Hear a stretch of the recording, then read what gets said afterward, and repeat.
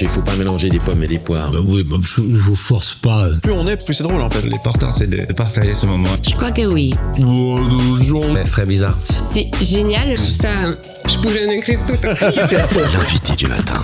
Nous parlons des jeunesses vaudoises qui inaugurent leur maison. Entre fêtes populaires et engagement rural, la Fédération des jeunesses campagnardes vaudoises franchit un cap symbolique avec l'inauguration de sa maison de la Fédé, lieu de rassemblement, de mémoire et d'organisation. Cette nouvelle structure incarne l'ancrage d'un mouvement à la fois festif, structuré et pleinement inscrit dans la culture du canton.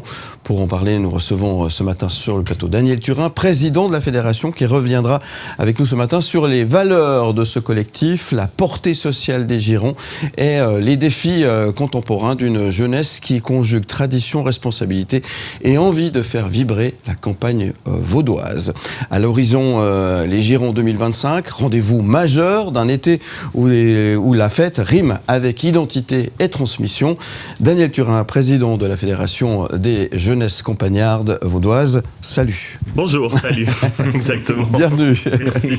Merci d'être avec nous ce matin. J'ai pas dit de bêtises. Non, c'est tout juste. C'est tout juste. Oui. Alors là, j'imagine que là, c'est comme une révolution, un truc assez incroyable. La Fédé a enfin son stam. C'est vrai, en fait, c'est la première fois qu'on a des locaux dans lesquels on peut se réunir. C'est vrai qu'on avait toujours eu des locaux pour nos archives à Prin et puis aussi pour les sports à Échalant. Mais c'est la première fois qu'on peut disposer d'une salle pour faire nos assemblées, nos séances de groupe de travail et autres. Ça correspondait donc à un besoin concret, effectivement. Complètement. On a eu la chance de pouvoir bénéficier des locaux de la CVF pendant de nombreuses années pour pouvoir faire nos séances. Mais là, on ressentait le besoin d'avoir quelque chose à nous, qui nous ressemble, et puis surtout qu'on puisse mettre à disposition de tous nos membres toute la semaine, quoi. Puis on voit qu'entre 2 et 3 fois par semaine, déjà maintenant, c'est occupé. Ouais. Alors justement, elle va servir à quoi cette maison dans le concret, où c'est plus symbolique véritablement? Enfin, c'est un petit peu les deux finalement. C'est complètement les deux, effectivement, parce qu'on a du coup notre salle de réunion pour tenir toutes nos assemblées, nos séances avec nos organisateurs, nos commissions, et puis surtout au sous-sol aussi, on bénéficie de locaux pour pouvoir stocker nos archives, nos serveurs, et aussi de on a fait un mini musée pour mettre en valeur nos archives, parce qu'on a 106 ans d'histoire et ça se montre. Bien sûr. Et puis évidemment aussi un petit carnet pour pouvoir boire un verre autour d'une table. Pourquoi petit? Ça... À cause de la taille du local, on était dépendant des murs. Évidemment, ça c'est important, effectivement. On va parler des girons. Les girons, on les connaît, c'est pour faire la fête, mais c'est pas que ça. Mais qu'est-ce qu'ils racontent, tous ces événements? Justement, on a l'occasion de pouvoir les retrouver dans ce musée que vous avez mis en place. Ouais, alors effectivement, dans les musées, on va voir l'évolution qu'on a eue au fil des années, de la part des girons, des manifestations cantonales, et puis surtout les girons, en fait, ça raconte des histoires, c'est des lieux de rencontre, d'échanges. On a des compétitions sportives tous les jours, et puis aussi ça permet aux jeunes de se rassembler en un seul et même endroit, mais pas seulement les jeunes, aussi nos anciens qui sont tout aussi importants pour nous. C'est important, c'est important pour c'est pour les racines aussi de savoir d'où on vient, de comprendre un petit peu comment les choses se sont mises en place pour arriver où on en est aujourd'hui. Pour que tout le monde puisse échanger, puisse se raconter, se rencontrer, et puis bénéficier de l'expérience de tout le monde. Les jeunes apprennent, grandissent, et puis font profiter de leur réalisation à leurs anciens qui sont là pour les soutenir. Mike Pérez. Est-ce qu'on peut d'entrée tordre le cou à cette image que vous traînez encore malheureusement trop souvent, de dire les jeunesses, c'est des jeunes qui font que de boire, qui se bourrent la gueule, excusez-moi du terme, à longueur de week-end et des choses comme ça, et les girons, c'est juste des grosses beuveries. Il faut tordre le cou à cette image-là. Complètement. Un giron qui a lieu sur 5 jours, c'est des bâtiments qui sont construits en bois, qui sont construits par les membres de jeunesse. Donc ça veut dire que ces membres, en fait, pendant toute l'année, pendant une année, ils vont être tous les week-ends, le samedi et le dimanche, sur la place de fête, à monter les bâtiments, à préparer la place de fête. Et ça, c'est sans compter tout le travail administratif qui est aussi derrière, qui se fait en assemblée, qui se fait tard le soir, qui se fait après le travail, aussi peut-être tôt le matin. Mais tout ce travail-là, en fait, il doit être fait pour pouvoir faire la fête. Et puis on fait pas seulement la fête, on fait du sport. Et puis avant tout, avant de pouvoir accueillir les visiteurs, il faut préparer la fête pour qu'elle soit prête. Ouais. Et il y en a qui font pas partie de jeunesse puis qui boivent des verres quand même. Oui, ça c'est vrai. J'ai jamais fait partie d'une jeunesse, mais comme je dis souvent, j'ai régulièrement contribué à financer les voyages que s'offrent les jeunesses après avoir organisé des manifestations. Et c'est aussi effectivement une école de vie, ça on va le répéter, on va le dire là simplement. Et aujourd'hui, effectivement, on met sur son CV qu'on a été membre du comité d'organisation d'un giron ou d'une cantonale ou comme ça, parce que ça a une vraie valeur. Ça a une vraie valeur, c'est une montée en compétences qui est énorme. C'est pas donné à tout le monde, enfin à tous les jeunes, de pouvoir à 20, 25 ans, même plus jeunes, diriger une jeunesse, monter une manifestation qui va accueillir 20, 25, 30 000 personnes. Donc c'est vrai que ça, c'est quelque chose qui mérite d'être valorisé et qui doit l'être. C'est une école de vie aussi, effectivement. Et là, oui, effectivement, on ressort grandi d'une aventure comme celle-ci, en tous les cas. Merci d'être avec nous, Daniel Turin. On va marquer une toute petite pause et on va continuer de parler des jeunesses et notamment de cette nouvelle maison des jeunesses, justement. C'est du côté de Dayan, c'est ça? Exactement, ouais. Okay. Dans l'ancienne fromagerie. Et j'imagine qu'il y a une grande fierté quand même.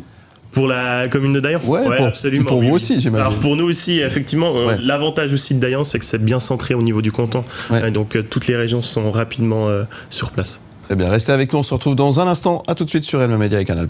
Il faut pas mélanger des pommes et des poires. Oui, je vous force pas. Plus on est, plus c'est drôle en fait. L'important c'est de partager ce moment. Je crois que oui. C'est très bizarre. C'est génial. Ça, je pourrais en écrire tout. L'invité du matin. Et nous recevons le président de la Fédération des jeunesses vaudoises campagnardes, c'est Daniel Turin qui est avec nous. Merci d'être là. C'est juste comme j'ai dit? Oui, c'est juste. C'est juste. Merci d'être là. J'ai cru que j'avais dit une bêtise. Voilà. Merci d'être là pour nous parler de cette nouvelle, de ce nouvel endroit, ce Stam, cette maison de la Fédé qui a ouvert ses portes, on l'a compris, du côté de Dayan, endroit stratégique parce que ça se trouve effectivement un petit peu au milieu du canton de Vaud, au cœur du centre du canton. Effectivement, c'est très très bien. C'est pas loin de la poste en plus, c'est pratique. Comment on garde les traditions sans tomber finalement dans ce qu'on pourrait appeler ce folklore figé finalement? Les traditions, elles évoluent aussi un peu avec le temps. On évolue avec la société. On n'est pas un petit microsome à côté où on vit notre truc sans faire face aux évolutions de actuelles. Mais en fait, c'est surtout en maintenant le lien entre les jeunes et puis aussi dans les jeunesses. C'est en apportant nos expériences, nos traditions et puis en éduquant entre guillemets les nouveaux dans les jeunesses qu'on arrive à maintenir ces traditions puis à les faire vivre. Ouais. Et ces jeunes, dans ces jeunesses, s'engagent-ils aussi sur les enjeux de la société aujourd'hui? J'imagine que oui, ça, absolument, vous êtes particulièrement attentif à tout ça. On fait attention, c'est vrai, complètement. Puis sous l'impulsion de Lucie, il y a 3 ans, on a monté un groupe de travail prévention-intégration, par exemple, pour pouvoir justement agir sur ces thématiques, sur nos manifestations, notamment, surtout ces derniers temps, sur la santé mentale des jeunes. On voit qu'il y a eu un gros impact dessus ces dernières années, mais aussi sur tout ce qui est en lien avec la durabilité, la protection des sols qui est devenue aussi... Alors le cadre légal a évolué et puis du coup on est obligé de s'y mettre, mais ça c'est quelque chose qui a été entrepris très vite. C'est important, parce qu'on en parlait un petit peu hors antenne, organiser un événement comme un giron, comme un tour, comme un rallye, et la cantonale. Et la cantonale, c'est gigantesque l'organisation. Complètement. C'est vraiment pointueux et c'est devenu aussi très compliqué aujourd'hui pour remplir les documents. Dans le POCAMA. Les POCAMA, nous, on est vieux maintenant. On pourrait faire une société de vieillesse. Mais on organisait, c'était plus simple à l'époque. Aujourd'hui, c'est devenu très contraignant, très compliqué. Il y a beaucoup de travail administratif. Alors c'est devenu plus contraignant. Je dirais pas que c'est très contraignant, mais plus contraignant, ça demande un peu plus de travail administratif. Nous, on l'a remarqué, puis du coup, on a décidé d'agir, où on a avancé l'attribution des manifestations, des girons, pour pouvoir justement avoir plus de temps pour réaliser ce travail administratif en amont, et puis pas être dans le rush des constructions tout de suite. Mais on a le cadre légal qui évolue, et puis on doit faire avec. Et c'est du sérieux, c'est prendre des responsabilités aussi. C'est ça. On revient à cette école de vie, c'est important.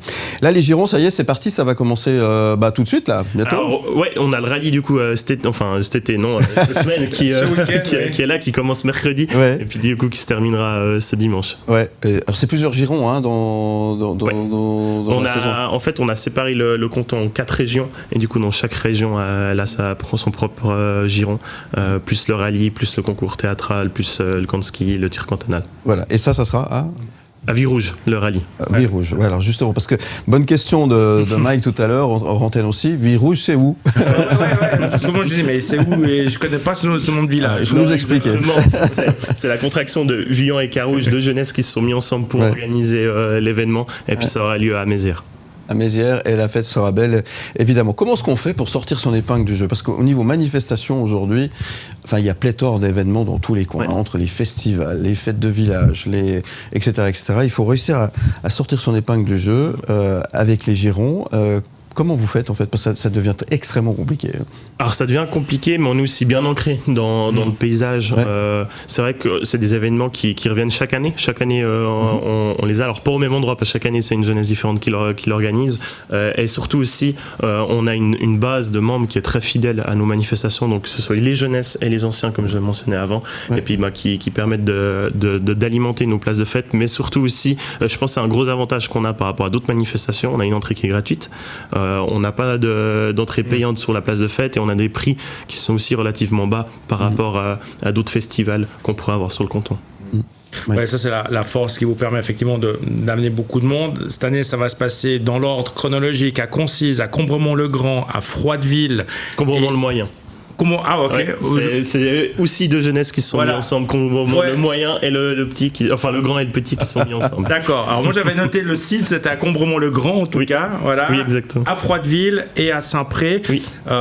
Ça commence donc dans un mois pile, c'est Giron, le 2 juillet. C'est toujours sur le week-end, du mercredi ou du jeudi. Mercredi au dimanche. Toujours au dimanche. Pendant la période de Giron, il y a une semaine de pause entre deux. Ça permet à chacun de se reposer un tout petit peu, de déménager les roulottes et de repartir pour un week-end de fête. Bon, en fait, alors ça c'est au niveau des manifestations fédérées de la VJC, mais c'est vrai que les week-ends entre nos girons, il y a d'autres manifestations de jeunesse, d'autres fédérations. Si vous prenez l'agenda de la FVJC sur leur site, il y a des trucs et pas qu'un. Non, mais ça n'arrête jamais en fait. Tous les jours, tout le temps. Il y a énormément de manifestations. Vous dormez de temps en temps, Daniel Turin? Oui, ça arrive. Effectivement, allez faire un tour sur le site fvjc.ch parce que là, il y a tout le programme complet avec les dates, etc.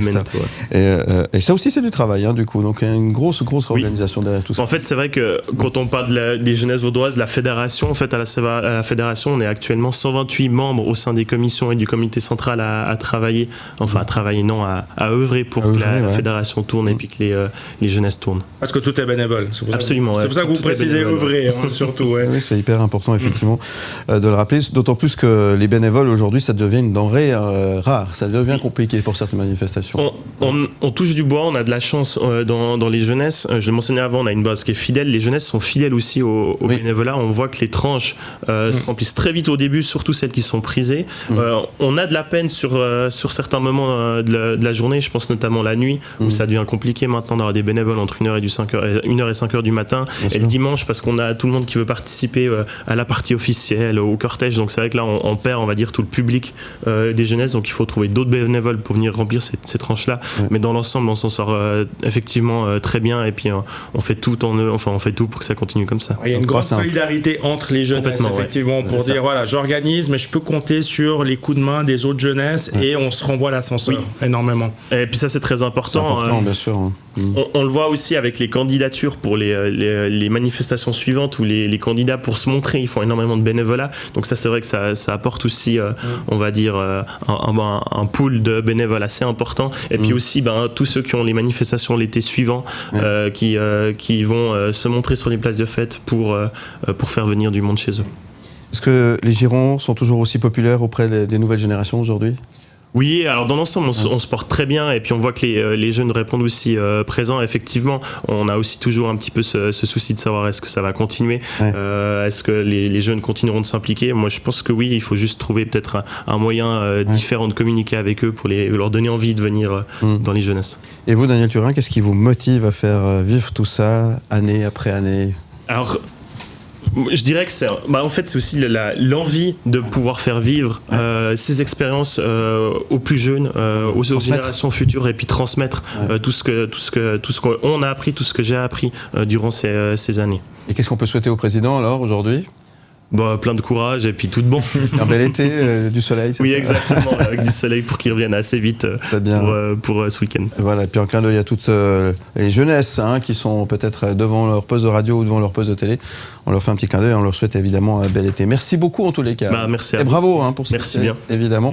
On vous retrouve en podcast et en image sur le site mlemedia.ch et puis on se dit à très bientôt. À très bientôt. Merci beaucoup. Merci beaucoup. Vous restez avec nous, on revient dans un instant tout de suite sur M le Média. Vivez dans l'air.